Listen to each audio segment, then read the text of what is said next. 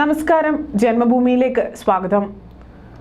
ലോക്സഭാ തിരഞ്ഞെടുപ്പ് കഴിയുന്നതോടെ CPM-ന്റെയും കോൺഗ്രസിന്റെയും കൂടുതൽ നേതാക്കൾ BJP-യിൽ ചേരുമെന്ന് BJP സംസ്ഥാന സെക്രട്ടറി MD രമേശ് പറഞ്ഞു. ഞങ്ങളുടെ നിലപാട് അംഗീകരിക്കാവുന്നവരാണ് BJP-യിലേക്ക് വരുന്നവരെന്നും അദ്ദേഹം പറഞ്ഞു. കേരളത്തിൽ 2014-ലും 2019-ലും മോദിക്കെതിരെയുള്ള വിധിയെഴുത്ത് തെറ്റായിപ്പോയി എന്ന് കഴിഞ്ഞ 10 വർഷം കൊണ്ട് ജനങ്ങൾ മനസ്സിലാക്കി.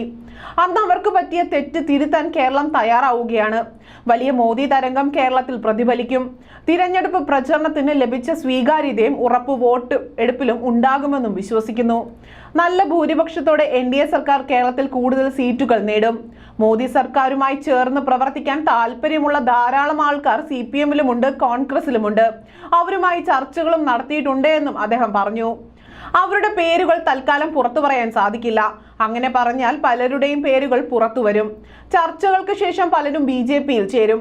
കേരളത്തിൽ BJP-ക്ക് ഒരുപാട് സീറ്റുകൾ ലഭിക്കുമെന്ന കാര്യം ഈ തിരഞ്ഞെടുപ്പിൽ ഉറപ്പാണ്. ഈ ലോക്സഭാ തിരഞ്ഞെടുപ്പിന് ശേഷം കോൺഗ്രസിന്റെയും CPM-ന്റെയും പല നേതാക്കളും BJP-യിലേക്ക് വരിക തന്നെ ചെയ്യും. CPM-ഉം കോൺഗ്രസിലും തമ്മിലാണ് അന്തർധാരയുള്ളത്. അതുകൊണ്ടാണ് VD സതീശനും പിണറായിയും ഒരേ സ്വരത്തിൽ സംസാരിക്കുന്നത്. ഞങ്ങളുടെ നിലപാട് അംഗീകരിക്കുന്നവരാണ് BJP-യിലേക്ക് വരുന്നത്. ഞങ്ങളുടെ പാർട്ടിയിലേക്ക് വരുന്നവരുടെ ജാതിയും ജാതകവും നോക്കാറില്ല. ഇപ്പോൾ പ്രവർത്തകരാണ് BJP-യിലേക്ക് വരുന്നത്. ഇനി നേതാക്കന്മാരാകും ഓരോന്നായി വരുന്നതെന്നും MT രമേശ് പറഞ്ഞു.